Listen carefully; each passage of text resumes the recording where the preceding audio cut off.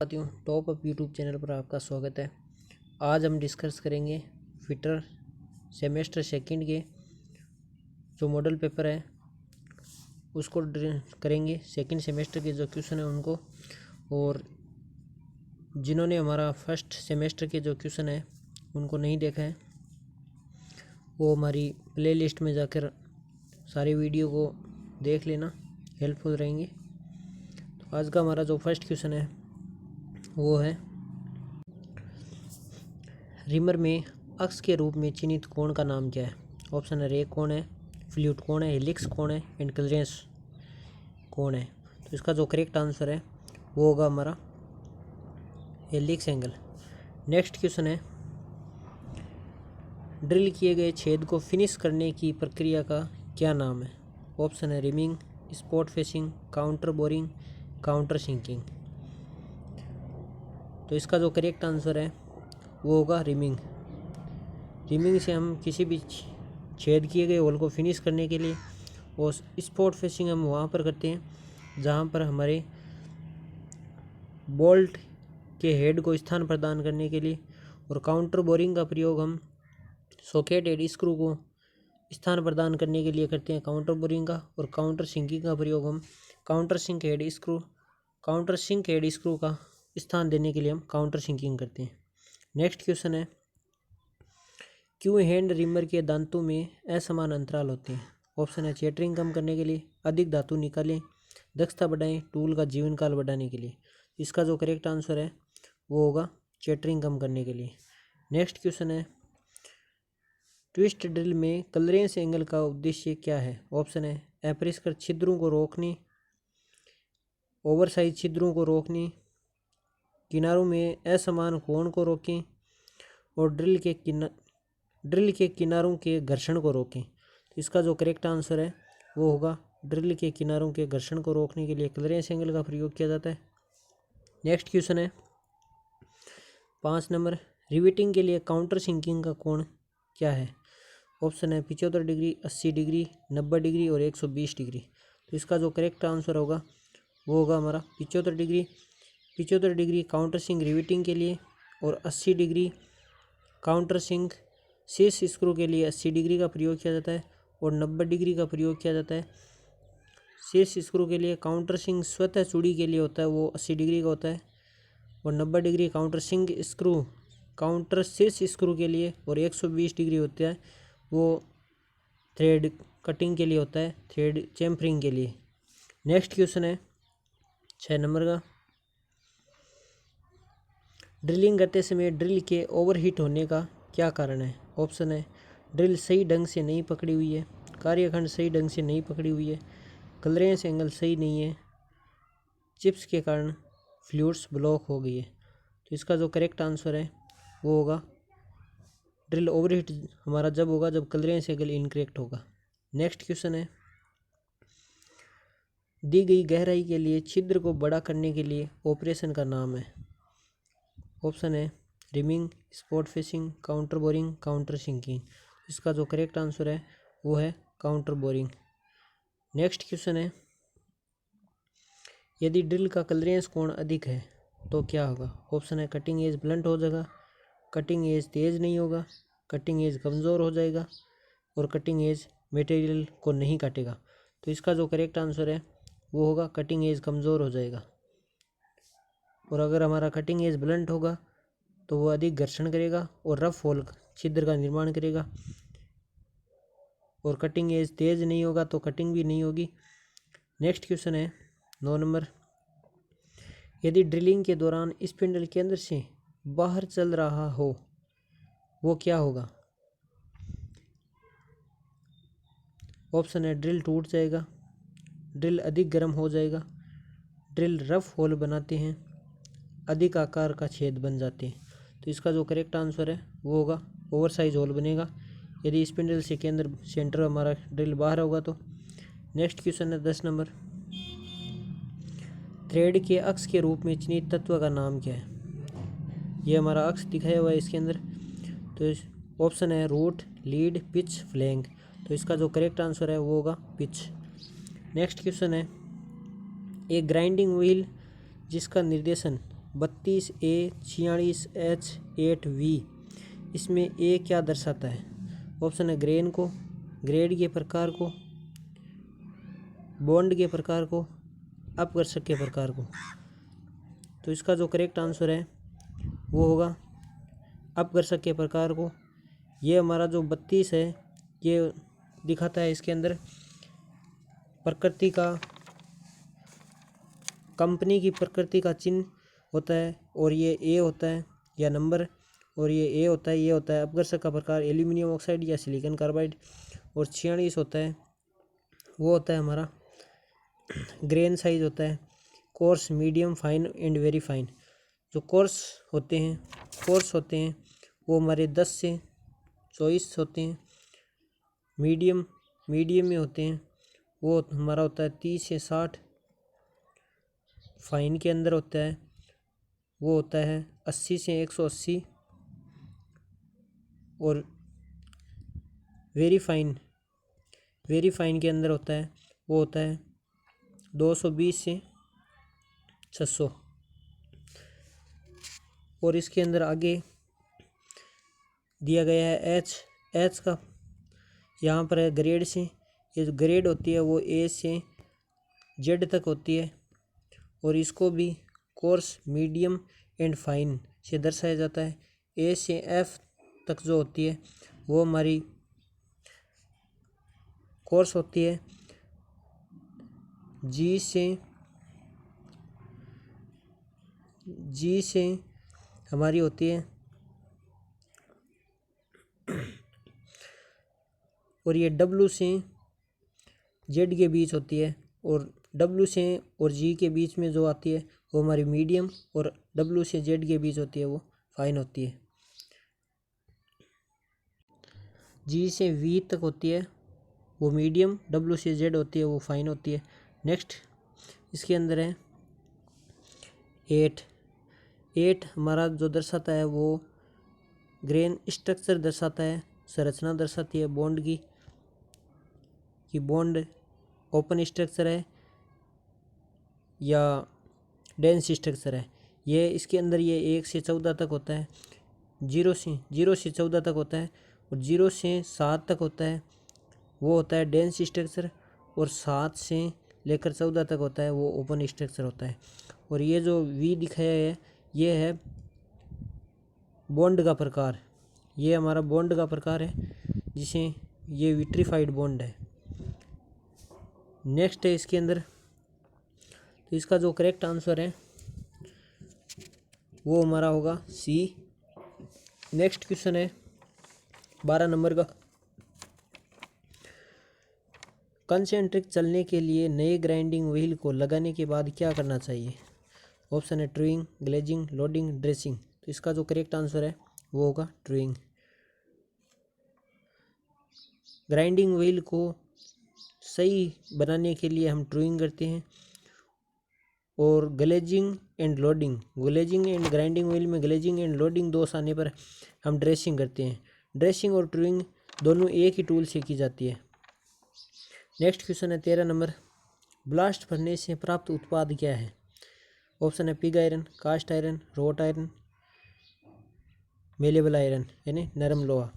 तो इसका जो करेक्ट आंसर होगा वो है ब्लास्ट फर्नेस में पिग आयरन होता है। कास्ट आयरन का निर्माण क्यूपुला फर्नेस में होता है, एंड रोट आयरन का होता है हमारा पुडलिंग फर्नेस में किया जाता है।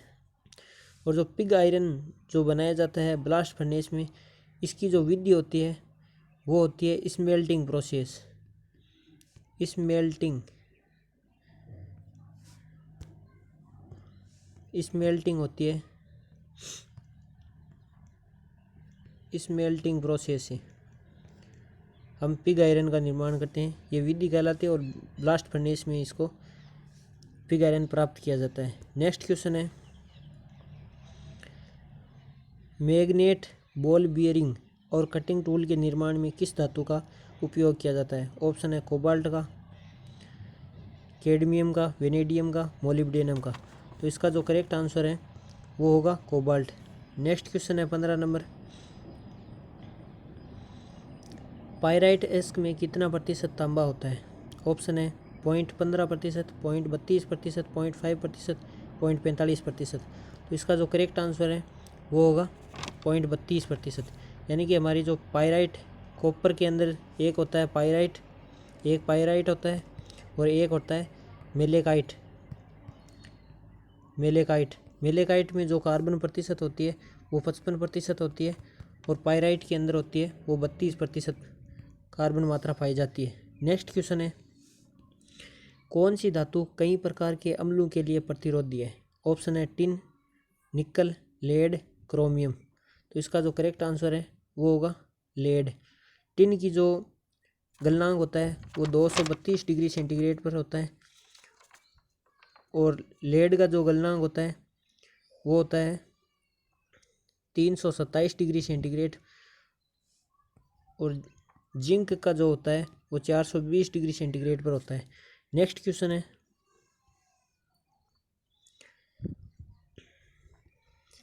17 नंबर हमारा क्वेश्चन है, टेलीस्कोपिक गेज का उपयोग क्या है? ऑप्शन है गहराई मापने के लिए, आयाम, बाहरी आयाम को मापने के लिए, कोणीय आयाम को मापने के लिए, छेद स्लॉट के आकार को मापने के लिए। तो इसका जो करेक्ट आंसर है वो होगा छेद स्लॉट को मापने के लिए।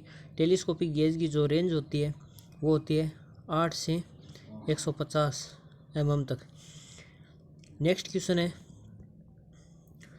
सतह के पास टूटे हुए स्टड को निकालने के लिए कौन सी विधि उपयुक्त है? ऑप्शन है इजी आउट विधि, ड्रिल होल बनाना, प्रिक पंच विधि, वर्गाकार टेपर पंच का उपयोग। तो इसका जो करेक्ट आंसर है वो होगा prick punch method. Next question है 19 number, countersink head screw का कोण कितना है? ऑप्शन है काउंटर सिंक हेड स्क्रू के लिए ऑप्शन दिया हुआ है 90 डिग्री, 60 डिग्री, 105 डिग्री, 120 डिग्री। तो इसका जो करेक्ट आंसर होता है वो होगा हमारा 90 डिग्री। नेक्स्ट क्वेश्चन है 20 नंबर, ड्रिल बिट में अक्ष के द्वारा निर्मित चिन्ह किया गया कोण का नाम क्या है? ऑप्शन है चीजल एंगल, रे कोण, पॉइंट कोण और लिप क्लीयरेंस एंगल। तो इसका जो करेक्ट आंसर है वो होगा lip clearance angle. Next question है 21 नंबर क्वेश्चन है हमारा, ड्रिल बिट में हेलिक्स कोण किस कोण से निर्धारित होता है? ऑप्शन है पॉइंट एंगल से, रे कोण से, चीजल कोण से, क्लीयरेंस कोण से। तो इसका जो करेक्ट आंसर है वो होगा रेक एंगल से। क्लीयरेंस कोण जो आमतौर पर रखा जाता है वो रखा जाता है हमारा 8 से 12 डिग्री। नेक्स्ट क्वेश्चन है 22 नंबर, रिमर का उपयोग क्या है? ऑप्शन है छेद करना, एक छेद को बड़ा करना, छेद में थ्रेडिंग करना, ड्रिल किए गए छेद के सही आकार की फिनिशिंग करना। तो इसका जो करेक्ट आंसर है वो होगा डी हमारा, ड्रिल किए गए छेद के सही आकार की फिनिशिंग करना। नेक्स्ट क्वेश्चन है 23 number, type N twist drill का उद्देश्य क्या है?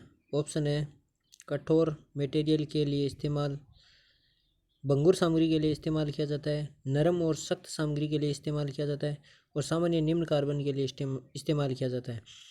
तो जो हमारा जो एन टाइप है इसका जो करेक्ट आंसर है वो होगा सामान्य निम्न कार्बन स्टील के लिए उपयोग किया जाता है। हमारा जो ड्रिल होता है उसको एच, एन और एस तीन मटेरियल के अनुसार 3 प्रकार में बांटा गया है। एच ड्रिल हार्ड मटेरियल की ड्रिलिंग करने के लिए जो एंगल रखा जाता है वो होता है 10 से 13 डिग्री के बीच, 13 डिग्री के बीच रखा जाता है ड्रिल का एंगल। और एन सॉफ्ट मटेरियल के लिए रखा जाता है 18 से 30 डिग्री के बीच और एस सॉफ्ट के लिए रखा जाता है वो रखा जाता है 35 से 40 डिग्री के बीच एंगल रखा जाता है। नेक्स्ट क्वेश्चन है 24 नंबर, कौन से रिमर में लंबा टेपर लीड होगा? ऑप्शन है hand reamer, socket reamer, machine reamer, helical fluted reamer. तो इसका जो करेक्ट आंसर है वो होगा हैंड रिमर। नेक्स्ट क्वेश्चन है 25 नंबर,